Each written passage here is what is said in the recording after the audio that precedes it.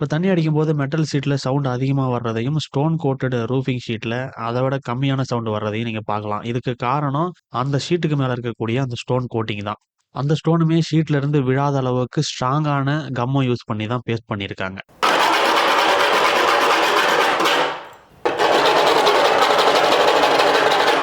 அந்த சாவிய வச்சு ஃபோர்ஸா நல்லா தேய்ச்சும் கூட அதுலருந்து ஒரு ஸ்டோன் கூட கீழ விழல.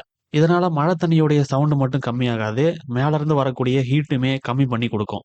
அதோட இதுல யூஸ் பண்ணியிருக்கக்கூடிய அந்த மெட்டல் ஷீட்டு, ஜிஐ ஷீட்டு. அதனால துரு பிடிக்க வாய்ப்பில்ல. இந்த ஷீட்டுக்கு 30 வருஷம் வாரண்டி குடுக்குறாங்க. ஒருவேள துரு புடிச்சா மாத்தியே குடுக்குறேன் புதுசா அப்படின்னு சொல்றாங்க. இந்த ஷீட்டுடைய பிரைஸ் ஸ்கொயர் ஃபீட் ரூ. 98. நார்மல் ஷீட்ட விட இதுல இன்னொரு ப்ளஸும் இருக்கு. இதனுடைய லுக் வந்து பார்த்தீங்கன்னா, கேரளா ஸ்டைல் ஓடு மாதிரியே இருக்கும். இன்ஸ்டால் பண்ணதுக்கப்புறம் எட்டருந்து பார்க்கும்போது, இது வந்து ஒரு மெட்டல் ஷீட் அப்படின்றதே யாருக்குமே தெரியாத அளவுக்கு அதனுடைய லுக் இருக்கு. இந்த ஷீட்ட சேல் பண்ணக்கூடியது யாருன்னு பார்த்தீங்கன்னா, வெள்ளக்கோயில்ல இருக்கக்கூடிய ஏஎஸ்என் ரூஃபிங்ஸ். இத பத்தின ஃபுல் வீடியோ நம்ம மனோஜ்ட்ட யூடியூப் சேனல்ல இருக்கு.